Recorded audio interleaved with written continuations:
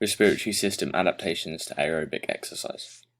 The respiratory system has many adaptations from long-term aerobic training. Firstly, the respiratory rate and ventilation will be adapted. Aerobic training helps to increase the tidal volume. The tidal volume is the volume of air that can be inhaled in one breath, and the vital capacity also increases too. This is beneficial for athletes because it means that they are able to get an increased volume of air into the lungs for diffusion of oxygen. For marathon runners, for example, it is helpful as they need to inhale as much oxygen as possible so that it can be diffused into the bloodstream and then to the muscles, which require oxygen, helping the performer to work for longer and contract their muscles in their leg. The breathing rate and ventilation is also changed from the adaptations of aerobic exercise. The breathing rate can increase from the new strength of respiratory muscles, allowing more air to be inhaled and exhaled out of the lungs for better diffusion of oxygen and carbon dioxide. The minute ventilation, therefore, as an adaptation of aerobic exercise, increases, allowing an increased volume of air to enter the lungs and be diffused during training. This is beneficial for athletes because it means that there is a greater volume of oxygen that can be diffused into the bloodstream and sent to the muscles. In the graph on the right of the slide, it shows the breathing rate of a performer during a multi-stage fitness test. It shows pre-training results and the resting breathing rate is 13 breaths per minute. However, as a result of aerobic training, this will be lowered because the tidal volume is increased, and thus more air can be inhaled in less breaths, so the breathing rate can decrease slightly to around 10 to 11. It also shows post-test the breathing rate is 46. This after training would differ slightly. As the tidal volume increases, this means that more air will be inhaled with less breaths, so this result may decrease to around 40. Another adaptation of the respiratory system is the respiratory muscles. Aerobic training places stress on the respiratory muscles to contract and relax, to force more air in and out of the lungs faster. The aerobic training will lead to an increase in strength of these respiratory muscles, which will allow the lungs to inhale more air per breath, as they can contract more forcefully, varying the pressure in the lungs. We know that if the pressure in the lungs is decreased, then air will be sucked in, and if the pressure drops much quicker, this will result in air being released and air being inhaled faster, and air will be able to be exhaled more forcefully out of the body as the muscles are stronger. This is very beneficial to performers as it means that they are able to inhale a greater volume of air, and thus a greater volume of oxygen can be diffused into the bloodstream and supplied to the muscles. For marathon runners, this is important because they need oxygen delivered to their muscles as quickly as possible, so that ATP energy can be made via aerobic glycolysis, so that they can carry on working for longer periods of time. So having stronger respiratory muscles means more air, and also it means that waste products that are produced, such as carbon dioxide, can be exhaled faster as the muscles are stronger, which allows them to run at a higher speed for longer. Another respiratory adaptation from aerobic training is the alveoli adaptations. Firstly, the alveoli can increase in size from the aerobic training. This means that there is a greater surface area of alveoli, and this will increase the rate of diffusion, as there is an increased surface area to volume ratio. Also, the number of alveoli can increase, which helps to increase the surface area further. Both having a great number of alveoli and an increased size of alveoli helps to increase the rate of diffusion. This is because the surface area to volume ratio is increased, and the concentration gradient is steeper, meaning that diffusion can occur faster. This is beneficial for athletes because it means that waste products produced from muscular contractions can be diffused more quickly into the alveoli and then diffused, and the oxygen can be diffused faster from the alveoli into the bloodstream, which means that muscles will receive oxygen faster and then carry on contracting. Aerobically training can also cause adaptations to the rate of recovery and excess post-oxygen consumption, or EPOC. Due to the increase in strength of the new respiratory muscles and the increase in tidal volume, this will result in a faster rate of recovery. After a performer, for example, a marathon runner, has finished their exercise, they have to pay back oxygen to the muscles to recover, or EPOC. This can take from a few minutes up to 10 minutes or 20 minutes.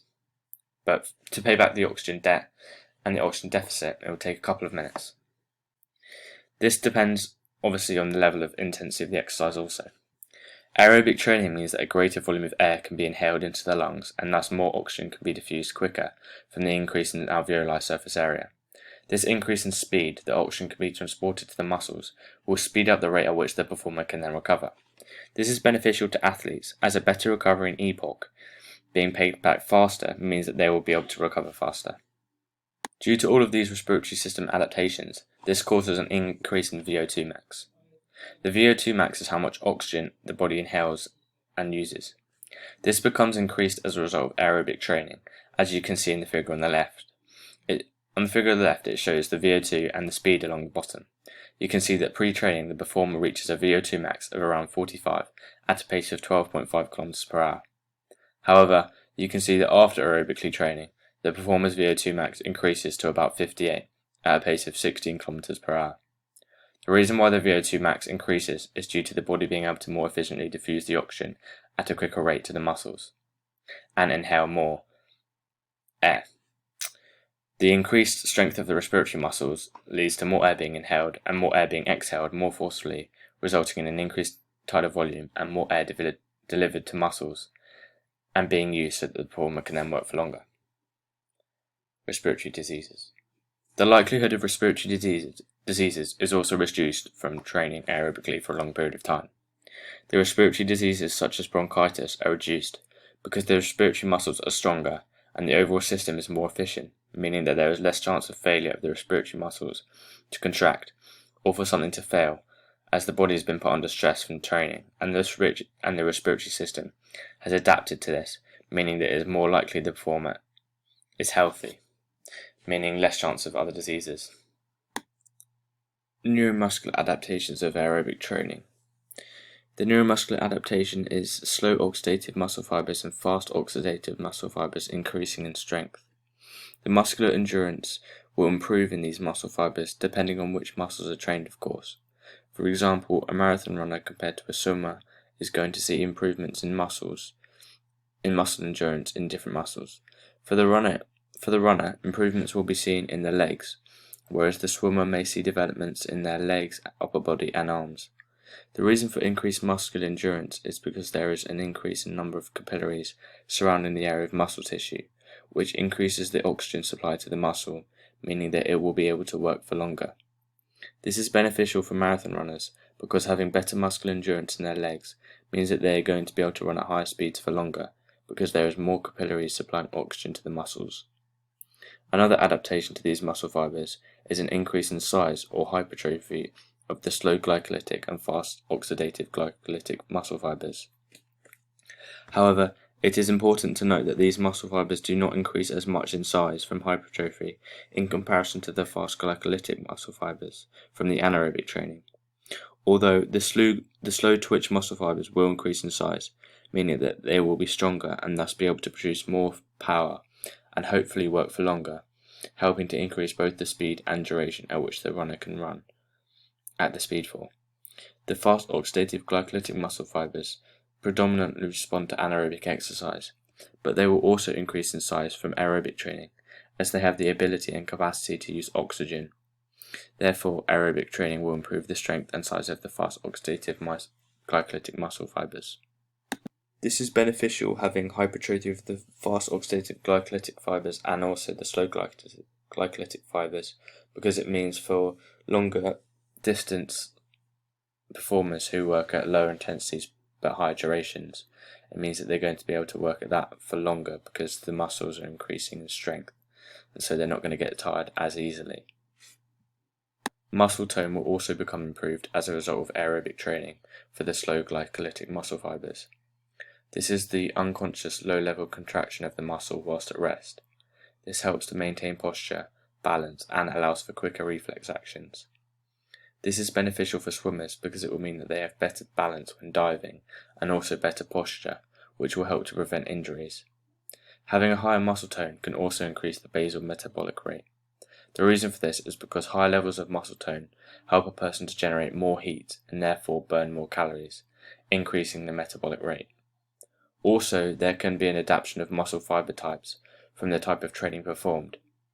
So, performers that train aerobically for a long period of time are going to start converting type 2X muscle fibers into type 1 muscle fibers, so that they can have a slower contractile speed but can work for longer at lower intensities. This is very beneficial to marathon runners, for example, because if they can convert as many muscle fibers to slow twitch muscle fibers as possible, this will mean that they will be able to work for a longer period of time and also at a higher speed, because there is more muscle fibers that are designed to work at lower intensities but for longer. Neuromuscular system adaptations will also affect myoglobin and mitochondria. Another adaptation of neuromuscular is the mitochondria. From aerobically training, the number of mitochondria will increase. This is because aerobically training, the muscles will increase the oxidative capacity through the increase in mitochondria in the muscle cells, which will lead to an increase in ATP supply and an increase in the quantity of enzymes involved in respiration. The powerhouses of the cell and aid in glycolysis when glycolytic enzymes in the mitochondria break down glucose and then pyruvate. Mitochondria also aids in the Krebs cycle and the electron transport chain, and thus mitochondria is needed for the production of the aerobic ATP molecules. Therefore, having an increased number of mitochondria means that more ATP can be produced. This is beneficial for aerobic athletes such as a marathon runner, as if more ATP energy can be produced, it means that they're going to be able to work for a longer period of time, as the muscles always can have a source of energy. Well, they're going to have the source of energy for longer. The myoglobin will also be adapted as a result of aerobic training. Myoglobin is used in the muscles to store oxygen, and when myoglobin combines with oxygen, oxymyoglobin is formed, and this is used as a storage site for oxygen when the body is in deprivation of oxygen. Through aerobic training, the myoglobin will be able to store a greater volume of oxygen, which means that there will be more oxygen available for the aerobic energy system to use to be able to produce ATP energy for muscle contractions. Therefore, it is beneficial for an aerobic performer for increased store of myoglobin, as it means that more ATP energy can be produced as there is more oxygen available in the muscles to give to the energy systems to make more energy, and this will help marathon runners, for example, as it means that they will be able to work for longer because there is more ATP energy being created by Krebs cycle as there is more available oxygen in the myoglobin stores from the adaptation of aerobic training. Energy system adaptations. The main energy system adaptation to aerobic training is the aerobic enzymes. From aerobic training, the number of aerobic enzymes that are used during creating ATP energy with oxygen is increased. This means that the energy system can produce much more ATP more quickly.